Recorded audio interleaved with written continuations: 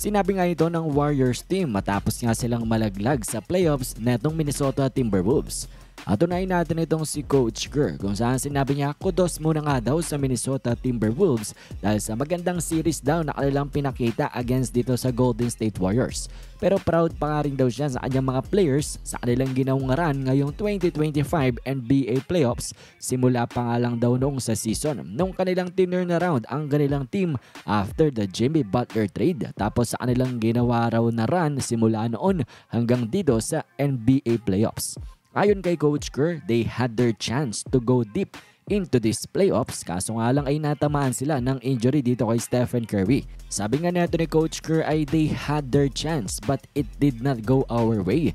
But still credits pa rin daw sa Wolves team for beating them. At nakwento rin neto ni Coach Kerr na humanga daw talaga siya dito kay Julius Randle dahil sa kanyang ginawa sa serye na ito. Sa tingin niya nga daw ay he took a leap this season at malayong malayo na nga daw ang laruan niya compared sa first time niyang nakarap itong Minnesota Timberwolves with Julius Randle nung sa unang parte ng regular season. Ayun na nga mismo dito kay Coach Steve Kerr ay hindi daw nila mapigilan itong si Julius. Sabi niya, we couldn't stop him. And then ito namang si Draymond Green, sabi niya it sucks nga daw na tapusin ang kanilang season without their point guard na si Stephen Curry. Pero credit pa rin daw sa Timberwolves dahil they beat us, sabi ni Draymond. At talagang parte nga daw ng basketball ang injuries. At ganun din naman daw kasi ang sitwasyon nila dati kung saan they won championships nung ang kalaban nila ay injured. So it's all good para kay Green at congrats nga rin daw talaga dito sa Minnesota team. At binigyang credit niya nga rin itong si Julius Randle. Sabi niya he played great sa buong serye na ito. Tapos ang ganda rin daw makita ng pagiging patient na ito ni Anthony Edwards pagdating sa paglalaro and not forcing the game to come to him. Samahan pa daw na si Rudy Gobert played really well against sa kanila. Kaya give credit daw sa koponan na ito. Then sa panghuli, sabi ni Draymond, the next year daw sa tingin niya, they will be right back here in the playoffs dahil meron na nga daw silang mga pieces sa ngayon to make another run next season. At ito nga daw ang kanilang magiging mindset coming into the off-season and coming into next season.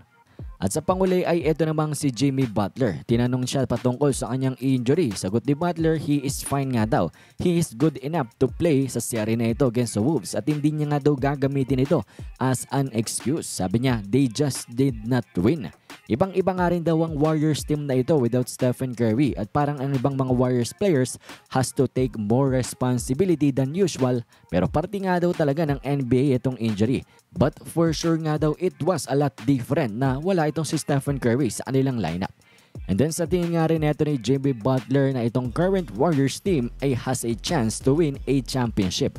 Currently constructed sa tingin nga neto ni Jimmy Butler ay kayang manalo ng kampyonato netong Warriors team na ito. At talaga nga lang daw ang dapat nilang gawin ay be healthy at the right time. At yan nga ang ilan sa mga nasabi netong Warriors team after their loss at patapos ma-eliminate sa playoffs.